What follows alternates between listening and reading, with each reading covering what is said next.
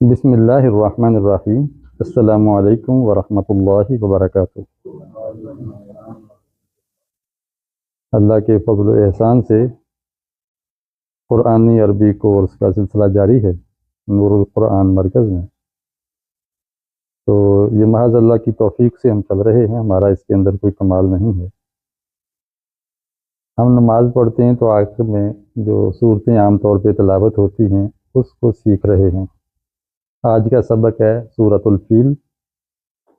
سب سے پہلے اس کی تلاوت کریں گے، پھر انشاءاللہ کچھ قواعد تجوید کا اجرا ہوگا، اور پھر ترجمہ اور تفہیم، پھر گرامر انشاءاللہ۔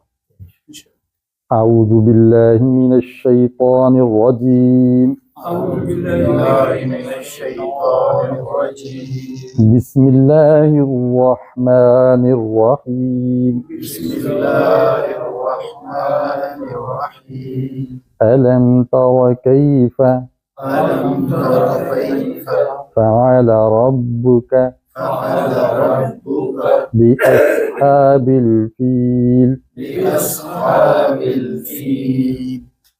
ألم تر كيف فعل ربك بأصحاب الفيل ألم تر كيف فعل ربك بأصحاب الفيل. ألم يجعل ألم يجعل ألم يجعل ألم يجعل كيدهم كيدهم في تضليل۔ في تضليل. ضاد زبان کو داڑھوں سے لگائیں گے، فی تضلیل۔ في تضليل.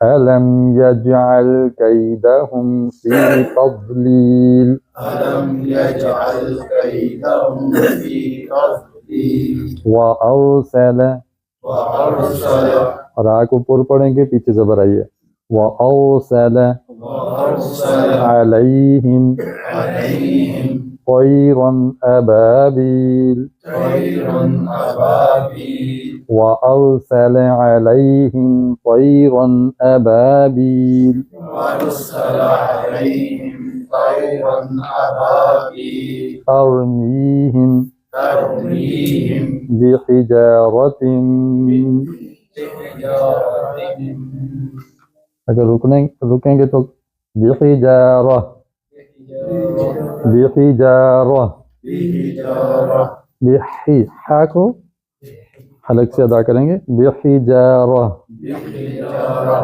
بحجارة من سجيل بحجارة من سجيل. فجعلهم كعصف مأكول كعصف مأكول. فجعلهم كعصف مأكول فجعلهم كعصف مأكول. جب مأکول کہیں گے تو زبان لام کے وقت جڑی رہے گی، ہٹے گی نہیں، وگرنہ قلقلہ ہو جائے گا۔ اچھا، اب ہمیں کچھ تجوید کے قواعد پوچھنے ہیں، ماشاءاللہ ماہر ہو چکے ہیں آپ لوگ۔ بتا سکتے ہیں کہ کیفا پہ کون سا قاعدہ ہے؟ لین کا کون سا ہے؟ لین کسے کہتے ہیں؟ ہاں، یا ساکنہ سے پہلے زبر آئے، یا واو ساکنہ سے پہلے زبر آئے۔ یا ساکنہ سے پہلے زبر ہو تو اس کو یا لین کہتے ہیں، واو ساکنہ سے پہلے آئے تو اس کو واو لین کہتے ہیں، یعنی وہ واو یا جو آواز کو موڑ دیتی ہے۔ زبر کی آواز اوپر جاتی ہے تو یا اس کو نیچے موڑ دیتی ہے، واو اس کو سامنے موڑ دیتی ہے، خاؤف، خائف، اس طرح کر کے۔ یہاں بتا سکتے ہیں کہ اصحاب پر کون سا قاعدہ ہے؟ جی، مد کا ہے۔ کون سی مد آ گئی ہے؟ چھوٹی مد، اس کو مد اصلی کہتے ہیں، زبر سے کے بعد الف آ جائے۔ یہاں کیا قاعدہ ہے؟ الفیل میں مد کا کون سی مد آ رہی ہے؟ یا مدہ، یعنی یا ساکنہ سے پہلے زیر آئے تو یا مدہ، یا ساکنہ سے پہلے زبر آئے تو یا لین۔ مد میں کہ آواز سیدھی رہتی ہے، مد ہو جاتی ہے فی، لیکن پیچھے زبر ہو تو کائی، مڑ جاتی ہے آواز۔ یجعل پہ کیا قاعدہ ہے؟ یجعل، یہ بتا آپ سر. یج یج قلقلہ ہو رہا ہے. کیا ہو رہا ہے؟ حرف پر جزم آئے تو صرف 5 حرف ایسے ہیں جس میں قلقلہ آتا ہے، باقیوں میں قلقلہ نہیں آتا. اب میم پہ قلقلہ نہیں ہوگا. علم نہیں پڑھیں گے، علم یا جعل نہیں پڑھیں گے، علم نہیں، علم یج، علم یا، لم یا، لم یا، یہ قلقلہ نہیں ہوا. یجع، یہاں قلقلہ ہو گیا. یجع تو وہ عضو دو لگ کے فوری ہٹ گئے، جنبش پیدا ہوئی تو یہ قلقل کی آواز آئی. قیدہم، یہاں پہ لین پھر آ گئی ہے. تضلیل میں فی کے اندر کیا ہے؟ مد. تضلیل کے اندر کیا ہے؟ مد. اور جو خاص اس کے اندر حرف ہے جو بہت مشکل ہے وہ کون سا ہے؟ ضاد. ضاد میں اکثر غلطی ہوتی ہے، تو یہ زبان داڑھوں سے لگائیں گے تو تب حق ادا ہوگا. وَأَوْصَلَ، اوصل میں کیا قاعدہ ہے؟ اوصل، اوصل، اس میں را کا قاعدہ ہے. را کی آواز کبھی باریک ہوتی ہے کبھی موٹی ہوتی ہے. 2 حرف ایسے ہیں جن کی آواز کبھی باریک کبھی موٹی، ایک را اور ایک لام. لام کی آواز تو موٹی ہوتی ہے جب وہ لفظ اللہ کا لام ہو اور پیچھے زیر نہ ہو، اور را کی آواز اس وقت باریک ہوتی ہے جب اس کے پیچھے زیر ہو یا اس کے نیچے زیر ہو. را کے نیچے زیر ہو یا را کے پیچھے زیر ہو. اب یہاں پر را کے پیچھے زیر نہیں ہے، را کے نیچے بھی زیر نہیں ہے، تو اب را موٹی ہی ہوگی. اوصل. علیہم پر کیا قاعدہ ہے؟ لین ہے. کون سی لین ہے یہ؟ یا لین کسے کہتے ہیں؟ یا جزم والی اور اس سے پہلے زبر.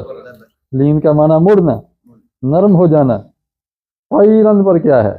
لین. گویا یہ صورت ہی لین کی ہے.